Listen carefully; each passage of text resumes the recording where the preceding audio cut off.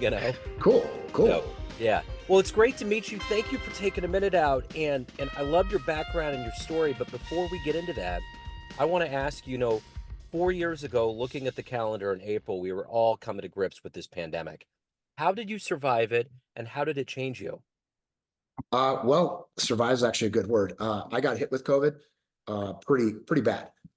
So I wasn't hospitalized, but yeah, it took a toll on me physically. So still, recovering from that. So and I'm not alone. I mean, I know there's millions of Americans in the same boat as me.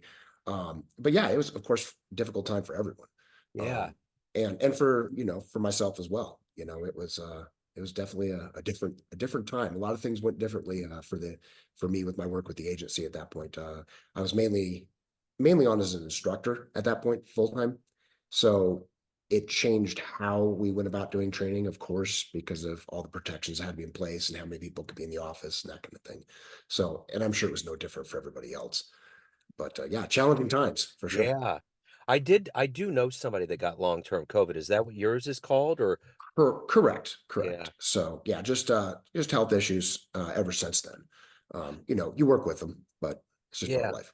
So when it's long term, does it have to do with the genome, the DNA? I don't know how that works where some people get it, shrug it off, other people get it bad. Do you know, biologically speaking? I really don't. Yeah. I know they're making some headway on that, trying to figure it out Yeah. from what I've been reading the news.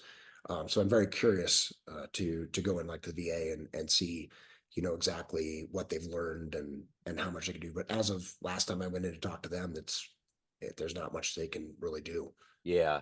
They kind of, my son who's on the autism spectrum, he was at the time he would have been 17, never ever had seizures or anything, and he had gotten COVID the previous November. So 2, 3 months later, he had his first seizure. And I'm Oh wow. wondering if somewhere along the lines it was COVID related, but they can't say anything. And we're still, even though we're out of it, like technically kind of out of what we were all living through in the thick of it, we're still so close that that scientific like lens has not come back far enough to be Yeah, conclusive about anything that we're thinking as civilians down here. absolutely, absolutely. And it is so, I don't know how to say it, esoteric Yeah, in how it works, yeah, this new virus. And it's difficult for them to pinpoint, hey, this was caused by it or this wasn't, yeah, so there's still a lot of work to be done on that. yeah. But There's yeah, so I know I'm not alone. yeah, There's millions of us who are struggling in one way or another. And my situation is not nearly as bad as some others. So I'm thankful. yeah. So these days, I know on paper you're a writer and you've been in the military, but if I wanted to boil everything down to the heart and soul of what you do, I'm going to put you in front of a bunch of third graders at career day, and one of the kids says, "Hey, what do you do for a living?" How do you answer I, him? I protect other people. Okay. That's it in a nutshell. I protect their rights, their freedoms, and protect them from people who would do them harm. So explain to me exactly what that means. So ever since I was younger, even as a kid, I knew I wanted to be an enforcer of good, for lack of a better way of putting it. I don't want to make it sound like more noble or anything than it is. I realized that one of my driving factors for my life was protecting other people from bad people, and that progressed into a career in both the military, short career, and with the National Guard, and then later with federal law enforcement. So I joined as an MP, military police, went to Desert Storm, came back, went through Ulster Canada School, led a platoon for about a year, then went inactive with them. Then in, what was it, 1997, I got hired on with the federal government as a police officer and did that with two agencies for 5 years. Was always an instructor. I came when I very first came on as in federal law enforcement. I became an instructor, and as a platoon leader, you're always teaching. I mean, that's something that NCOs and officers always do. So really, my entire career, I've been an instructor and also an operator to do those kind of things. So 5 years federal police, and then came on with the Federal Air Marshal Service after 9/11.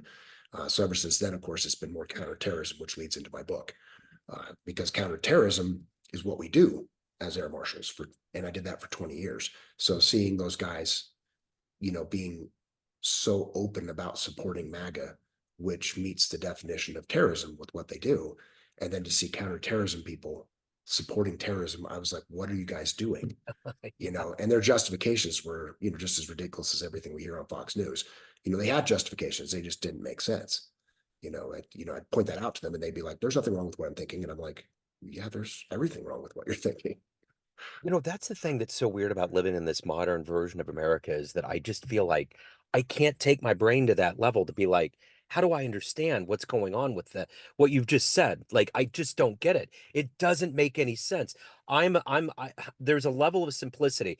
2 + 2 = 4. But for some reason, with Exactly. these other groups, it's some weird equation. It's like, stop talking, stop. It's not true, but they really believe it. It's quackery in a weird way, man. It's like, and then I feel bad for the kids that are getting indoctrinated with all of these weird half non-truths, and then they grow up to be conspiracy theorists. It's like, what are we doing? You know, Exactly. I That mean, reminds me of that movie, The Big Short. And yeah, in that movie, one of the guys was like, "It's like 2 + 2 = fish." yeah, He's like, doesn't understand what's going on. It's kind of the same thing. yeah, When all the evidence is there, and then you're like, "Well, everything shows what you're doing is wrong," yeah, and they're like, "That's not how I see it. That's not my opinion." And I'm like, "Opinion?" I'm like, "It's not an opinion. They're criminals and they're doing terroristic things, and you're a law enforcement officer and another terrorist. You're supposed to be the polar opposite that goes after them, uh, not supports them." So yeah, it's it's very weird to see, people supporting. It'd make more sense to me uh if they said, "Hey, I understand what I'm doing is wrong, yeah, and I'm just going to do it anyway." Yeah, right. that would make more sense to me. I mean, I would disagree with them, but at least it would make sense. Yeah, there'd be some So kind of yeah, foothold. So, right. how have you dealt with the adrenaline rush that you have to get? The amount of, because most people go into jobs and they don't have all of these heart-raising things that are happening. How have you been able to kind of find equilibrium with your existence over time? To be honest, you don't. The career is very, very hard on the human body. One of the problems with being a soldier or law enforcement, especially my job as an air marshal, is long, long hours, much longer than a normal day. There were times, we'd have to be over 20 hours on a duty day, doing internationals. And the problem is you're always at a low level of alert. So your endocrine system, your adrenaline system is always on, and then it spikes, comes down, depending on what you see that could potentially become a problem. So we have a lot of problems, and there's lots of articles on it about sleep deprivation and the destruction of circadian rhythm and things like that to air marshals. And it's not unique to us. I mean, we obviously are kind of a worst case example because they don't follow the guidelines when I was an air marshal that the military does or that the FAA does for flight crews. We were exempted from that. So basically, we worked hours that would never be legal for a flight crew. Yeah, And over time, that caused a lot of physical damage. So by the time we retire, I've been retired going on 2 years now, and you do recover, but you're never 100%. It does a lot of damage to your body over time. So the short answer to that is you don't get away with it. In the long term, the longer you're a soldier, the longer you're a cop, the more damage you accrue, the more you're going to pay for it later. And yeah. that's okay. I understood that going in. I think everyone in the military and law enforcement understands that concept. So it's just one of the negative things of working that job, and it's not unique to us. I mean, there's other jobs that have long term health, problems related to Yeah. them. So So let me ask you this: who's been a hero for you, an inspiration for you in your life? there's been many, many, many people. Most recently, one I talk about is Liz Cheney. And this doesn't apply just to her. Anyone who stands up against, and obviously my topic is MAGA, but anyone who stands up against evil, anyone who stands up against, in this case, the MAGA terrorist movement, um, I support, especially if you look at the Republicans that voted to impeach Donald Trump. A lot of them, I read both Liz Cheney's book and also the January 6th report. And in it, they talk about how right during and right after the January 6th attack, a bunch of Republicans were like, "Oh my God, we've got to stop this. We've got to vote to impeach this guy." And then by the time they got around to actually doing the impeachment, a bunch of them were like, "Ooh, if I go against MAGA, I'm probably not going to be able to stay on as a Republican, in power. So I'm going to do what's best for me, and I'm going to go ahead and vote not to impeach."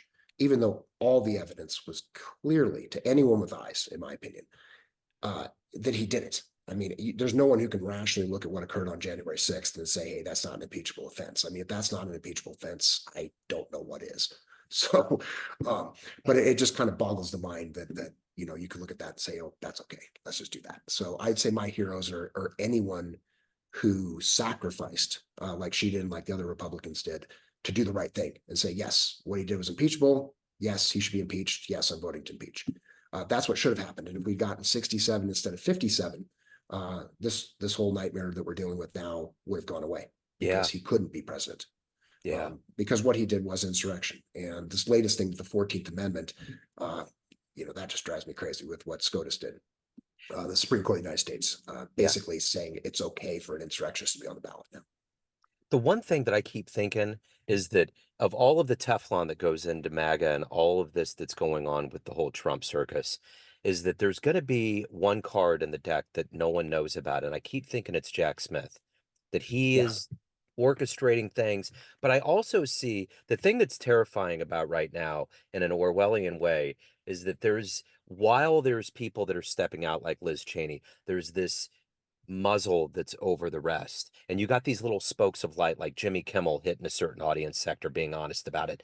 And you got all of these other people that are saying things. But my question to you is this: watching and being a true patriot and truly looking out for the good and truth of what's going on out there, do you feel like when we get closer and we get to November and we get to this deciding day, that the democracy is going to rise up in a way that we aren't even aware of, that's going to be a karmic equilibrium, that's going to bring justice, and finally we can all breathe a sigh of relief from this lunacy we're living through?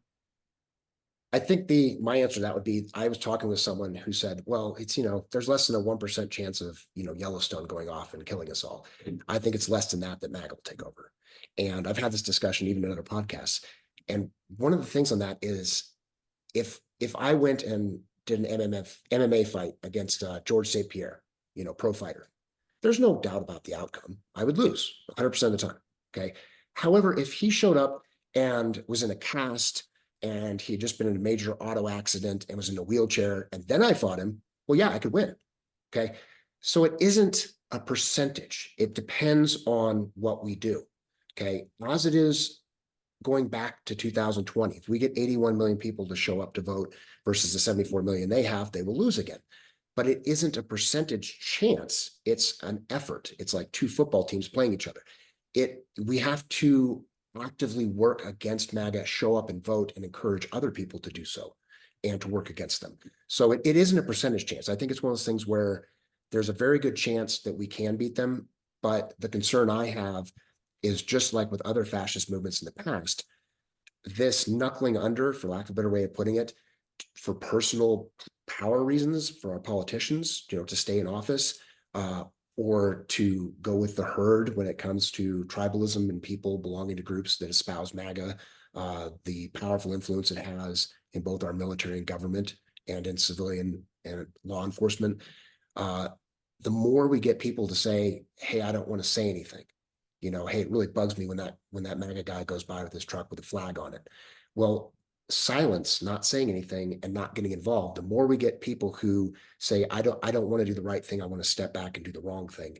Unlike the 10 Republicans, the other Republicans that voted for MAGA, who are now MAGA Republicans, by being part of the group, by not standing up and saying, even if I take personal damage from going against you, and saying the right thing, the more we have people that just go along with it, that's how those movements grow. We've seen this in the past.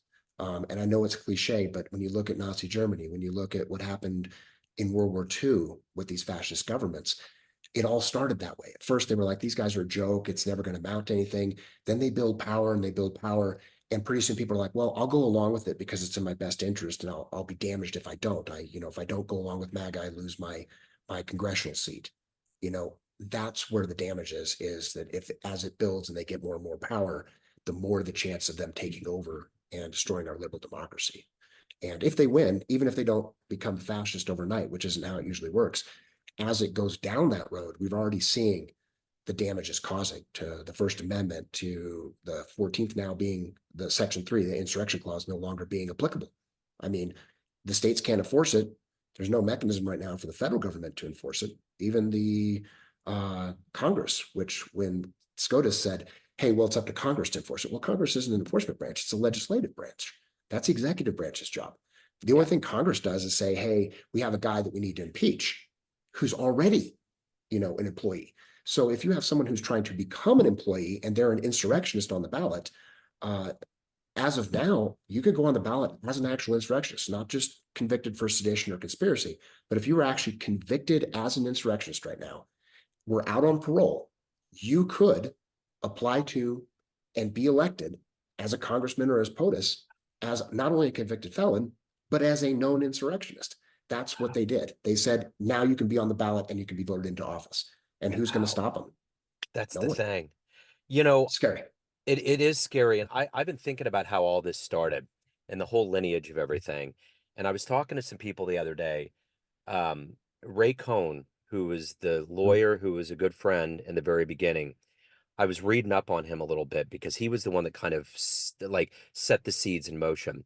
And he said his number one goal before he left this planet was to rack up as much mayhem and tax and dead so the IRS would have to deal with it when he was gone. And I think about what's going on right now, metaphorically and realistically, how that ideology has grown in to what we're all dealing with, which is the lunacy of a lie wrapped into this box that's supposed to be their version of truth. And it's crazy because I think that's the thing about history. It's a big carousel. It always repeats itself. But if you get to the jugular and you figure it out, you can at least hopefully somehow neutralize it and get rid of it. Because like the Tea Party, I think about the Tea Party back in the day, they seem like novices. Like it Yeah, didn't seem like that big of a deal. But it's those kinds of movements, like you said, if they go unchecked and we're all like, oh, it's clowny, it's not going anywhere, it just starts rising. absolutely. Taliban's a perfect example. The Afghans, when the Taliban came out, they laughed at them. They were like, these guys are crazy, Yeah. And then next thing you know, they're in charge of the country. Yeah. So, you have to, anytime you look at something like that and say, wait a minute, your goals don't match what you're saying they are. Yeah. They're saying, oh, we're great patriots. I mean, the latest news article I read, Trump was going to give out Bibles and copies of the Constitution, and I'm like, well, I hope too many of his readers don't actually read that thing because they're going to realize what they're doing is wrong. Yeah. So both the Bible and the Constitution. Uh-huh. So Yeah. So let me ask you this. You're obviously very highly driven. You're a patriot. You're looking out for people. What has been that motivation for you consistently to get up every day, to lead this life and to do what you do? other people, when I see the actions, I talk about an incident that occurred in my book where it was uniformed police doing inappropriate things as far as what they were saying, dealing with an LGBTQ person that was there. And I saw that, and there was another person who stood up and also acted with me, telling them, "Hey, what you're doing is inappropriate. You need to stop." Then apologizing to the people that were harmed. But it's extra horrific when I see law enforcement or military mistreating citizens because they're sworn to protect them. Yeah. But even when I see other citizens doing it, my concern is if I didn't want an action to occur to me, then why do it to someone else? And the people who do that are not having empathy. They're not thinking from that perspective. Like many of the laws that MAGA is passing, if you reversed the script on that and said, hey, if I apply this law to you as the hard party instead, would you still be okay with it? They're like, no, no, no, not of course I wouldn't. Well, then you're a hypocrite. Why are Yeah. you doing it to them? I mean, it's one thing if you have a real threat, like when they talked about the bathroom laws with LGBTQ. If we had thousands of attacks by LGBTQs, they really were going in and being predators. Okay, I can understand why they'd be like, hey, we need to look into how we can address this thorny issue, of how to deal with this. But when I was writing my book, I couldn't find a single incident. Yeah. Yet 70% of them had been attacked, harassed, or denied entry to a bathroom. So you have this huge number of them being harassed and attacked, and a tiny number or no number of them doing it. Yeah. So when you look at it, when their issue is, hey, I just don't like this group of people, and I want to do things against them and for my extreme right version of Christianity, and I'm going to make that a law, that's going against the First Amendment, which is freedom of religion and also freedom from religion. Yeah. So when you start implementing religious laws, that's why we have the First Amendment, is to keep religious laws from being implemented into our Constitution. And that's what they're doing, is because they're not afraid of being harmed by LGBTQ. They just don't like them. Yeah. And that's what we got to work against, because that's the same kind of thing that was done in the past against blacks, minorities, immigrants, and even women. They couldn't vote until what Yeah. was it, like 1920. Yeah. So I know a bit of a long-winded answer, but No, that's no, no, no. This is great. It's opening up a lot of doors to me. Who's been a hero for you? Who's been an inspiration in your life? Uh, Again, several. Like I said, the Liz Cheney was an inspiration in my life. And just anyone who stands up against evil or Yeah, stands up to do the right thing. My inspiration has also been that fellow coworker of mine who stood up with me. yeah, Okay. Other coworkers I worked with who also spoke up and brought things to management. And anyone who's willing to work against them, the other 10 Republicans who voted against them, yeah, everyone who goes out and takes the time to vote against MAGA is yeah, my hero. yeah, Because every one of them together is what's going to save us. yeah, No one of us has power. I mean, even if you look at their group, if you look back through history and all the fascists, you look at Benito Mussolini, you look at Hitler, you look at the current MAGA movement and Trump as their cult of personality. None of these people would have power if it weren't for the hundreds and thousands of people in critical positions and the millions that are voting for them and yeah. supporting them. So those people are the ones who are going to save us. So my heroes are anyone who works against fascist movements such as MAGA, not only in America, but across the world.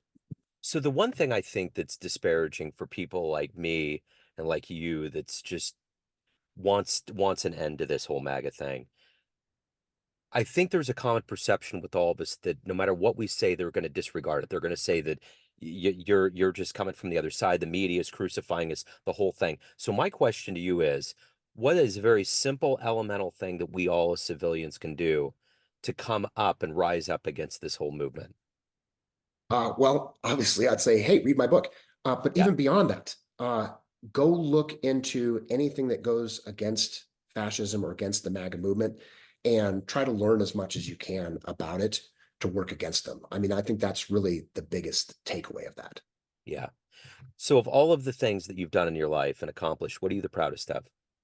Oh, my goodness.